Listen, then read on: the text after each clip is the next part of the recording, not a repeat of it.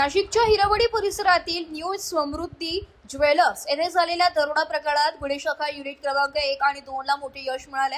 या प्रकरणातील 2 रेकॉर्डवरील आरोपींना थेट पंजाब राज्यातून अटक करण्यात आली आहे।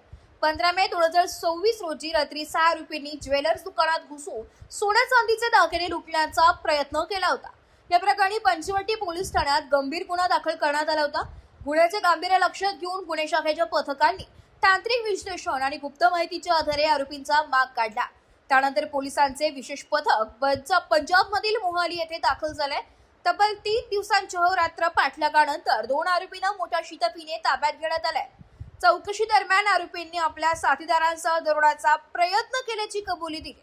या कारवाईमुळे नाशिक पोलिसांच्या तपास कौशल्याचे पुन्हा एकदा दर्शन घडले असून उर्वरित आरोपींचा शोध सुरू आहे। पंचवटी येथील समृद्धी ज्वेलर्स हिरावाडी येथे सशस्त्र दरोडेखोरांनी दरोड्याचा प्रयत्न केला होता। यामध्ये दुकानामध्ये मास्क लावलेले सशस्त्र दरोडेखोर घुसले होते आणि त्यांनी पिस्तूलचा धाक टाकून दुकानातील सोन्या चांदीचे दागिने पळवण्याचा प्रयत्न केला।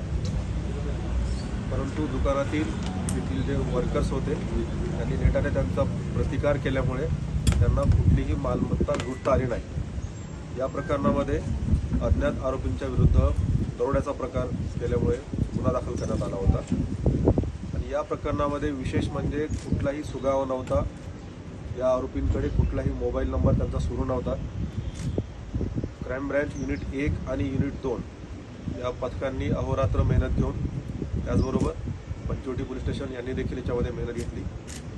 सर्वांनी मिळून 500 पेक्षा जास्त कॅमेरे CCTV कॅमेरे सतत ढूंढाळले आणि त्यावरून त्यांनी आरोपींचा माग काढत शेवटी या गुन्ह्यामध्ये ज्या आरोपींनी हा गुन्हा केला अशा 6 पैकी 2 आरोपींना अटक करण्यात आलेली आहे। हे 2 आरोपी पंजाब येथील आहेत, एक आरोपी मोहाली येथील आहेत आणि दुसरा एक पटियाला येथील आहे। दोनही आरोपी जे ताब्यात घेतलेत अटक केले ते रेकॉर्डवरचे सराईत गुन्हेगार आहेत। त्यांनी वारंवार असे गुन्हे केलेले आहेत आणि विशेष म्हणजे कुठल्याही प्रकारचा सुगावा नसताना हा गुन्हा उघडकीस आणलेला आहे। आरोपींची ओळख 2010 मध्ये जेलमध्ये अंबाला जेलमध्ये झाली होती। त्यानंतर ते एकमेकांच्या संपर्कात होते। त्यांनी ठरवलं की आपण एकत्रित कुठेतरी दरोडा करायचा। त्या उद्देशाने ते पंजाबवरून निघाले। पंजाबवरून निघतानाच त्यांनी त्याच वेळेस त्यांचे मोबाईल बंद केले पोलिसांना लक्षात येऊ नये म्हणून आणि ते सुरुवातीला मुंबईला आले। मुंबईला येऊन त्यांनी परत नाशिक गाठलं। नाशिकला त्यांनी इथल्या ठिकाणांची रेकी केली। त्यांनी रेकी करून हे जे ज्वेलर्सचं दुकान आहे ते रोडवर असल्यामुळे इथून पळून जाणं सोपं आहे असं त्यांच्या लक्षात आलं आणि त्यांनी इथे दरोडा करायचं ठरवलं। त्यांनी नाशिकमध्ये इथे येऊन लॉजमध्ये थांबले। नंतर त्यांनी इथूनच 2 बाईक चोरी केल्या आणि त्या 2 बाईकवर ते त्या दुकानापर्यंत आले होते आणि दुकानामध्ये येऊन त्यांनी दरोड्याचा प्रयत्न केला। रिव्हॉल्वरचा धाक दाखवला। कारागिरांनी वर्कर्सनी प्रतिकार केल्यामुळं त्यांना काही लुटता आला नाही। त्यामुळे त्यांना आहे त्याच रिकाम्या हातात त्यांना परत जावं लागलं।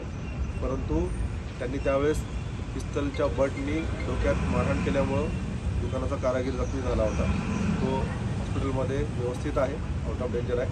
परंतु कुठलाही सुगावा नसताना देखील आरोपींकडे मोबाईल नसताना देखील फक्त तांत्रिक कौशल्य अहोरात्र मेहनत घेऊन 500 पेक्षा जास्त CCTV 2 दिवसामध्ये बघून आरोपींचा माग काढून मुख्य 2 आरोपींना अटक केलेली आहे। तर आरोपीचा शोध सुरू आहे। नाशिकमध्ये त्यांचं काय कनेक्शन होतं का? नाशिकमध्ये आरोपींचं कुठलंही कनेक्शन नव्हतं।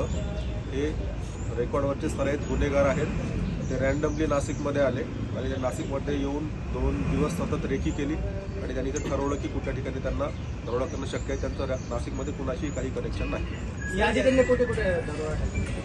या अगोदर त्यांच्यावर देशभरातील गुन्हे दाखल आहेत आणि त्यांच्यामध्ये मुख्यतः उत्तर भारतामध्ये अशा प्रकारचे गुन्हे दाखल आहेत। सर, यातला एक जो आरोपी आहे तो आर्मीमध्ये असल्याचं समजतं, काय त्याची हिस्ट्री आहे आणि हा कसा काय या सगळ्यांमध्ये? हा पूर्वी सैन्य दलामध्ये होता आरोपी। त्याचं पूर्वीचं त्याची नोकरी झालेली आहे। सध्या तो सैन्य दलामध्ये नाही, मात्र त्याची पूर्वीची नोकरी सैन्य दलामध्ये झालेली आहे। सर, कुठून ताब्यात घेण्यात आले? त्या आरोपींना पंजाबमधून ताब्यात घेण्यात आलेला आहे, मोहाली येथून। आणि विशेष बाब म्हणजे जेव्हा आरोपीने इथे दरोड्याचा प्रयत्न केला, इथून दरोड्याचा प्रयत्न करून आरोपी त्यांच्या मूळ घरी पोहोचण्याच्या अगोदरच त्यांच्या घराचा पत्ता क्राईम ब्रँच युनिट 1 आणि युनिट 2च्या अधिकाऱ्यांनी शोधला होता आणि आरोपी घरी पोहोचण्याच्या अगोदरच क्राईम ब्रँच नाशिकची टीम आरोपीच्या घरी अगोदर जाऊन पोहोचली होती आणि जेव्हा आरोपीला वाटलं की आपण सुरक्षित घरी पोहोचतोय त्याच वेळेस आरोपीला झडप घालून ताब्यात घेण्यात आलं.